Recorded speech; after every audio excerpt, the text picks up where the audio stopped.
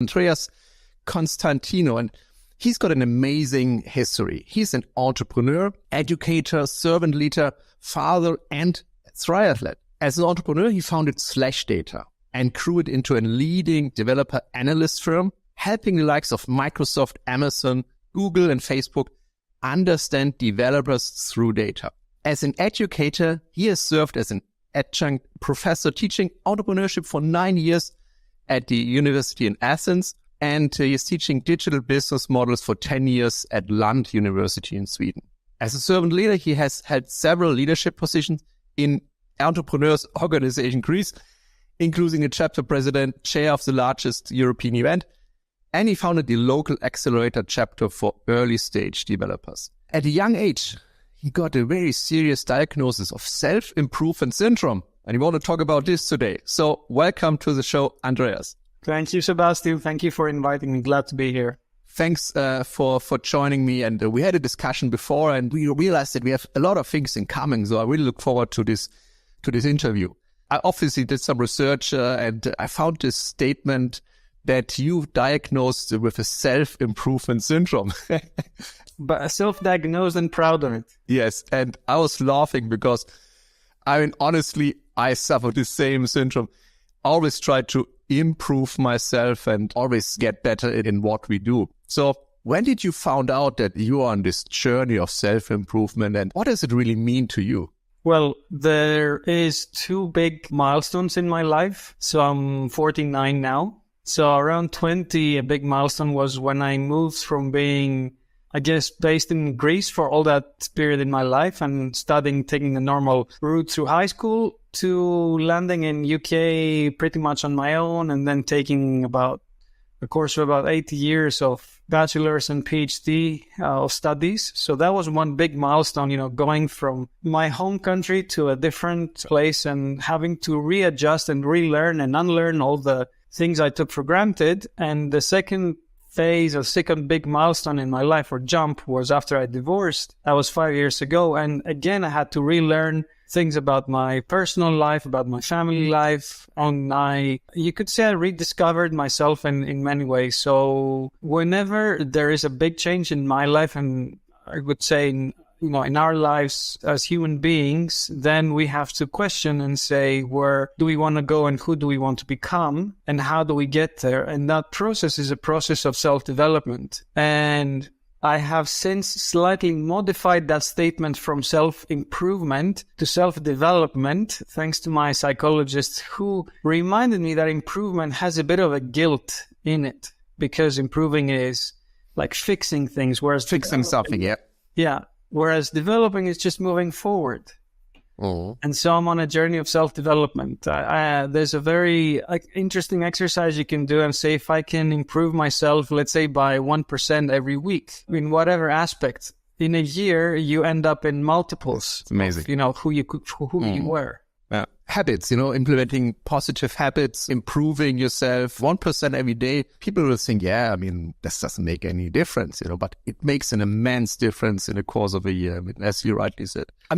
You are right. I like this differentiation between improvement and development. Improvement really could mean that there's something wrong we have to fix. But there's nothing wrong with most of us, we want to develop, we become better. And I also like this statement from who you become. So this transition from where you are to who you become. And always we have goals, then achieving these goals, we always become someone else. We always create a new identity, an upgraded identity. And this is the power of self-development. I had a similar experience. You landed in the UK when you were 20. I grew up in East Germany, and November the 9th, I was 13 years old. This was sort of my first day where I sort of started a new life. Not directly on the day, but this day was really the starting point of one of my biggest changes in life. Yeah, it must very interesting. Interesting. That's really a once in a lifetime experience. Yes.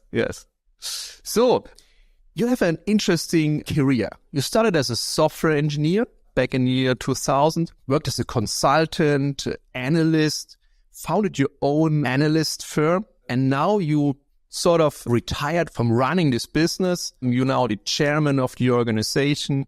You work as a leader. You help other entrepreneurs in their journey. This is quite of a big career, big change, you know. I interview a lot of starters, sort of founders who are in the beginning of their career, who started a company, early stage. I'm also an investor in SaaS startups. So they're all in the beginning of their journey. What would you tell them with your experience now, 20 odd years later? If you would put yourself back in this early time, what would you tell yourself what you would maybe do different or what you would focus on right then to help you succeed in your career? So lots of things come to mind. One thing is I never took any money for funding. I never sought any funding. As a result, the growth of the company was much slower.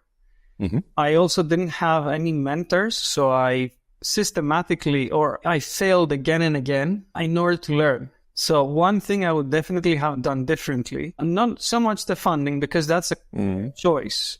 Yeah. But I would have definitely sought a mentor. And I also lacked a way to learn from peers and learn from trusted sources. So for, let's say, 15 years or 17 or so since founding the company, 2/3 of that was learning by reading articles on the internet, anecdotally, and, you know, various reputation, quality, and so on. And I wasn't really learning. I was making all the mistakes on my own. So what I lacked was a systemic way of learning, and I found that in a great extent through Entrepreneurs Organization, because that gave me both the peer network, a group of peers to share experiences with, like, you know, questions I had or problems I was facing. It gave me a mentor. It gave me, book recommendations. So it's a like-minded group of entrepreneurs where we peer coach each other and we help each other. And that moved me from anecdotal to systemic learning, if you like. And the one thing that I did and was a very important factor in where I am today was this continual improvement, this Kaizen approach, because like my ex-wife used to say, I only started with a laptop and there were a lot of peaks and troughs and a lot of ups and downs, but over time I kept improving and figuring out how to be initially a better engineer, then a better manager, then a better entrepreneur, then a better leader, then learning how to go from in my business to on my business to over my business. Amazing. I mean, I made the same experience. When I started, I didn't have any mentors. I was basically starting my business, running my business, initially for over 10 years, and it was always growing. And I didn't really face any challenges, so I also didn't develop any skills, as an entrepreneur. It was just working like crazy. And only when I encountered the first challenges after being in business for over 10 years, for over a decade, I started to realize that in order that my environment changes, I have to change, and I have to start developing myself. And this is where my personal development or maybe improvement cycle at this stage started, because I had a lot of things which I didn't do right. And I would tell my early self the same message, get a mentor. You get in one of those organizations where you meet like-minded people. When you get an investor in business angel, look for someone who can also give you advice, not only money. As you said, it's a decision. I also had no funding. I did everything on my own. Now, when you want to grow faster, companies look out for funding, but not only look for the money, look for experienced people who can support you in your journey, who went through. Look for people who failed, because only through failure you really learn and you really understand what it takes to be successful. Great advice, Andreas.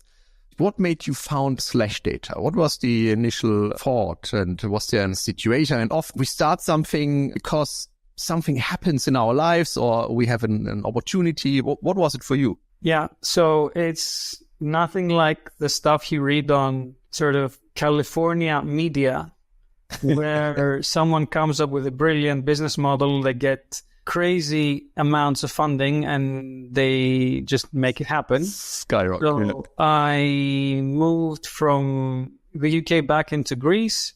I was working for Orange telecom operator then. I was working on a very niche topic at the time, which was smartphone software, which is now, of course, very mainstream. And I just wanted to continue doing what I was doing there as a consultant. And when I started the company, of course, it was simply my consulting, outfit or vehicle. But I remember clearly that I wanted to build something that becomes bigger than myself. An entity which was initially, in a Venn diagram sense, much smaller than me. Oh. But then afterwards, as it would grow, I would move to the side and it would become much bigger than me, but also would not need me. So it was purely creating something from nothing. Sorry to interrupt. Did you already had this vision when you started that the organization should run without you? Yes. Great. And I had no way to see how to make that happen. And for many years, I was saying, next year I'll take a proper summer holiday where I don't have to be on email all the time, because for much of my time as Slash Data, I was responsible for sales. And it was only after I landed onto some proven frameworks for growing a business, specifically the entrepreneurial operating system and scaling up, which I applied those models. And after applying those models, I saw that the structure and coordination and everything, all the rhythms, the meeting rhythms, for example, the goal setting processes, helped create a business that was not at all dependent on myself, and it was dependent on a well-functioning leadership team. Mm-hmm. And as long as the leadership team was on top of their game, I just needed to make sure that they're all aligned and maybe looking after any blind spots. But after putting in, the people systems that helped the business run on its own, then my role was really shrunk. I was much less important. Very amazing decision initially to build a company already with the outlook that you want to remove yourself from it, that it should run without you. This is the typical, we have these three roles, your expert, manager, and entrepreneur or business owner. And many people who start a business, they started as an expert and then they move into a manager. I made the mistake that initially I was too much in the business. And I didn't see what was coming and didn't develop the skills and had to learn it the hard way. But if you design an organization already that it should be independent from you, then you are not the bottleneck of the business growth. You can exclude yourself and you have much more fun in the end, great move. What is Slash Data doing? You work for developers. You analyze developer program. What is a developer program in your definition? So firstly, we're an analyst firm. We're analyzing the market of software developers. And what that means is we run large surveys, about 30,000 to 40,000 software developers a year. And in these surveys, we figure out how many developers there are, what software they're using, what they love and hate, how they want to be supported. And then from that data, we produce reports and analysis, which the likes of Microsoft, Google, Facebook, and so on, the companies who are in the business of producing software, then use that data to understand their customers who are software developers. So we're in the middle of two entities. On one hand, you have developers. On the one hand, you have companies marketing to developers. And today, all the large software companies are marketing to developers, whether they like it or not, because developers are influencing the decisions for what software enterprises should buy. Mm-hmm. Because the CIO can no longer say, that software actually ticks all the boxes, I should buy it. The decisions are very, very complex today. Mm. And so they have to consult the developers. Yes. And so developers are influencing the decision for buying software. And so they're the customers of all large software companies. And you not only mean developer software, you also mean normal software. Or is it only focused on development systems? Any kind of software that is intended for businesses. Mm-hmm. Yeah. Because, developers, they have a saying and they want to influence the decision process. Yes. So let's say you have sales automation software that you sell. Your customers will need to integrate that with their business, which means that developers need to figure out how to connect the backend and databases and internal libraries and whatever else they have to that sales automation platform. And so they need to understand, they need to be able to make that decision and inform the budget holder, which is usually the CIO or CTO, what they need. I see. And I see this obviously a very booming market because there's so much development, so many software developers out there. Focusing on this niche is obviously something which is in a lot of demand at the moment. So it was a great move to go to this niche. And niching down is also something many entrepreneurs need to learn when they start their business. They're really finding their sweet spot where they can operate. Often we think, we can serve so many people, we can serve so many industries. But the problem is when you try to serve everyone, you don't serve anyone because you're not heard, you're not visible in the market. So I always tell my founders, really niching down on a really tight market is very important when you start. You founded a local accelerator chapter for early stage entrepreneurs. What kind of businesses do you support there? And what do you see the biggest challenge of early stage entrepreneurs? Apart from the funding many of them have. Firstly, quick background to that. I had set a goal of helping other entrepreneurs at large scale. Mm-hmm. And in my goal setting, I had written down, how can I help other entrepreneurs at scale? Oh, maybe I can build an accelerator because like other people were building accelerators, but I thought this was so remote or removed. Like how on earth can I start an accelerator? So the opportunity really came up a few months later because in the local entrepreneurs organization chapter, someone was looking to start an accelerator chapter. I said, okay, I'll volunteer, knowing that it'll take a lot of my time. There was some infrastructure and some help and so on. And we started with about 14 entrepreneurs from all sorts of industries. I mean, tech, obviously, but also analytics and I think clothing and retail and like it's really diverse. And these are entrepreneurs who are typically 100K, 200K, 300K in revenue a year. And so their challenges are typically starting a small team, putting together the first bits of structure, like proper titles, like how decisions are going to be made, cadence of goal setting, resolving issues with co-founders is often an issue, like where the opinions start to diverge. And generally, the challenges you face from going from like 5 to 10 or 5 to 15 staff. Yes, I also see this when people start, they're primarily focused on the topic, on the coding, on creating a product. Then they're faced with leading a team, and with dealing with co-founders. And often when co-founders get together, they only have one mission, They have a mission to create something, to develop a product, to develop a service. But only after a while, most of them find out, okay, where do we have challenges with each other? And then the real work starts, you have to really understand yourself first, and you have to understand your partner. And then you need to find ways of dealing with each other and of communicating. So I also see in a lot of startups I'm involved with. We think as entrepreneurs that most of the challenges in product and sales, like figuring out what the customer wants and getting it there. And this is usually the case when you're 5 to 10 people, because that's the point where you build the product and start to sell.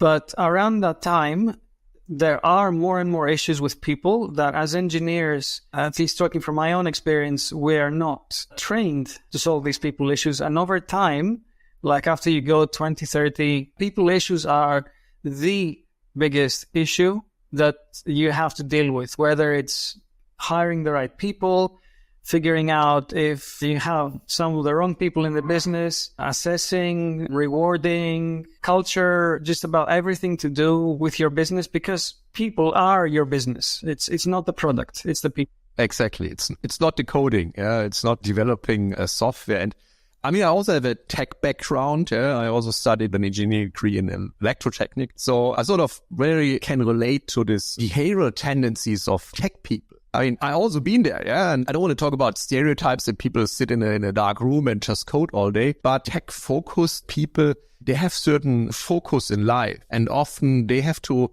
learn how to change their communication to other people to really become the leader their team deserves and the leader they need to be. So this is one development path many tech founders need to go when they want to grow their business to a larger organization. Yeah, I think a lot of tech founders, I mean, again, speaking from personal experience, I think I certainly was lacking in empathy, in understanding how people think and how to communicate. I used to think that whatever is in my head is automatically being transmitted over fiber to the persons in the room and outside the room. Of course, it's not the case. And I used to be a micromanager when I started as a manager, and I saw this in my reviews and I said, that can't be right. Like, I don't feel like being a micromanager. Like, I give them, the opportunity to do what they want. But then I was communicating something at a very high level and then expecting them to do exactly what I had in my head. Anyway, long story short, I think engineering background founders, based on personal experience, are not the same kind of social creatures that they need to be to run, a large scale business. And that skill needs to be developed, or they need to bring in someone with people skills. Exactly. So in my case, we had Sarah, who's our people and ops manager, and she is a social creature, if you like. She is has extremely strong empathy and sense of people understanding. And so she helped me really combine sort of my structure and thinking with her people thinking into building a culture of /data, which today it's really, really strong. We're 4.5 on Glassdoor. Amazing. And you rightly said, as a founder, your job is not to fulfill every role. Yeah. Your job is to find people who fill the roles, and literally to be able to fire yourself in the long run, from the business, to remove yourself that your organization is running. And this is a process where, as you said, founders, tech founders have to learn, have to develop. To support them, there are organizations like the Entrepreneurs organization. So this is a global organization. Yeah. Can you tell me a bit about how do they operate and how could people be part of it? So we're 15 or 16,000 entrepreneurs globally. What connects us is really two things. One is we're all business owners. So we're not CEOs without any business ownership. We have kind of stake in the business. Mm-hmm. And the business is above $1 million USD in revenue. And secondly, that we all have a passion for self-development. And so just with these criteria alone, you have a set of very high caliber individuals with very similar mindset. So people who like to evolve. The organization is in 200 chapters, 60 countries. So, extremely diverse, from New Zealand to Cape Town to California to Puerto Rico, really everywhere. And what's amazing is when you meet with people outside your own country and you see the cultural diversity, meaning that you have so many new things to learn from that person, not just from their business, the way they run their business, but also the way they run their life. And to answer your question, what the organization does is not just simply, we don't just meet each other, but it's very structured. So we have monthly peer coaching meetings where we coach each other on our issues. We never give advice. We only share experiences. And then there's learning opportunities, and there's opportunities to lead each other, because the organization has a very small kind of staff in total. But most of the leadership comes from members who rise up to lead other members. Okay. And it's purely, what makes it different, it's purely about self-development, and it's like 0% about networking. Very interesting. I can imagine that this could be a great place for many growing organizations to really build this peer group you need to develop yourself and to develop the skills which are so important to grow a business. So it's definitely worth checking out. There's one important question. When you exit a business, you obviously stepped away from the CEO role, a chairman, you're not involved anymore. It's not a real exit, but you're sort of not involved in a day-to-day operation. What is the important thing you have to consider when you do this step? Because I can imagine that coming from a CEO role, you're very busy, you are running the organization, your day is filled, and then suddenly you hand it over to someone else. How do you structure your life? And what is important for you not to suddenly figure out, oh my God, I'm bored, as nothing really happening anymore? The process in my case took about at least 12 months. So our people and ops person, Sarah, put together pretty much a 12-month long program in which every month there was something changing. So initially figuring out the role for the CEO and my role and the level of control she would have and the level of control I would have. and then figuring out how to bring in the rest of the leadership team in the loop, we've had a lot of ups and downs, and then figuring out how to let the rest of the team know, and then figuring out how to loop my new CEO, Moshula, into my meetings and my, everyday work. And then, totally offboarding myself. And after that, I realized that really my job is to help my CEO do her best job. Not to tell her what to do, but to help her be her best self and help her ask the right questions, which is the leadership, leading from behind, that kind of leadership. Rather than sitting and saying, you should do this or that, Yes. sitting from behind and saying, have you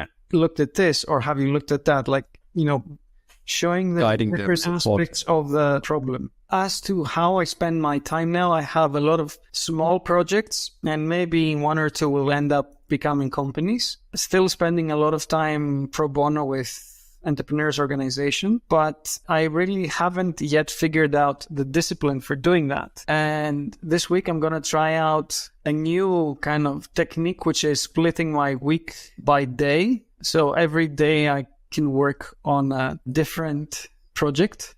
Yeah. Something I have seen from Chris Do, who's a social media influencer in Asia. And apparently it works very well if you have multiple projects. So we'll see. Yeah, it's actually a good idea. I mean, I also tackle many projects in parallel, and then it costs a lot of energy to switch throughout the day, to focus on something completely different. And splitting the days really makes sense. So let me know how this goes. But I think one very important thing, what you said, is you need, of course, a plan B. You need to occupy yourself with different projects and create a new focus, because I mean, I've seen it so many times that people stop being involved actively in an organization. They either sell their business or they step aside, but then suddenly they don't have a real purpose anymore. Money doesn't make you happy. It's actually an issue when you suddenly have no real focus and no real occupation. You can only spend so much time on the beach and can only buy so many toys, and a really wise decision.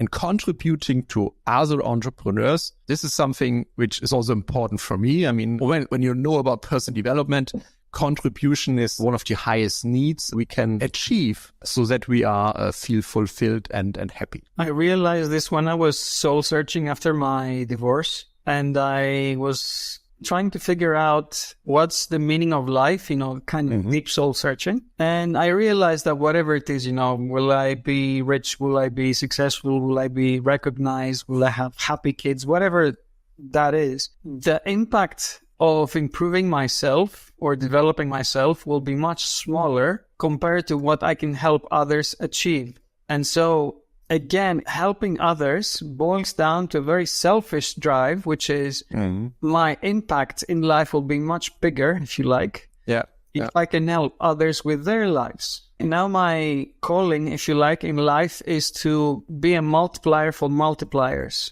So to help other multipliers like entrepreneurs, teachers, parents, and so on, reach much more of their potential.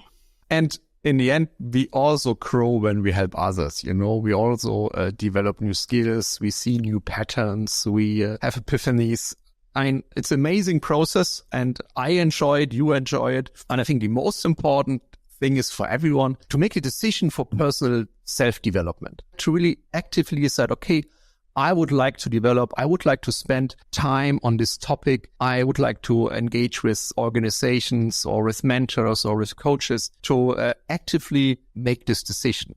It took me a while, many years, to realize that this is important. And if you don't take anything out of this amazing conversation, and there are so many things to learn, I think for me, the most important thing is really actively engage in personal development, because especially as a business leader, as an entrepreneur, it's foundational to grow an organization and to be successful. And Sebastian, there's two ways of looking at it. I should add, there's the way of here is what I'm doing today, and I'm trying to improve my sales, or I'm trying to improve my product, or I'm trying to improve the way I've managed my people. That kind of looking today and moving forwards. But there's also the future back approach. Yes. Which is, where do I want to end up? Exactly. Like someone said, if you don't know where you're going, any road will take you there. I think it was from Alice in Wonderland. So self-developing is also, who would I like to be in 5 or 10 years' time? Yeah.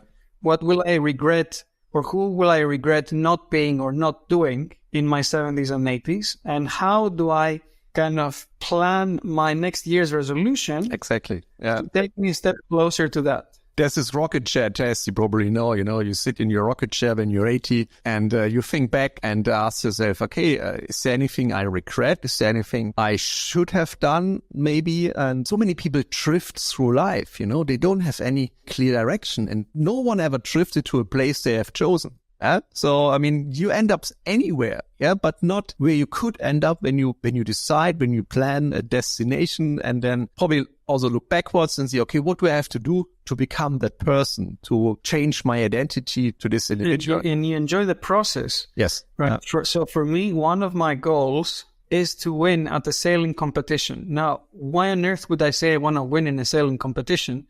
I don't do sailing, and I don't see myself in a competition, but I know I really enjoy sailing. So I thought, how am I going to spend a lot of time sailing?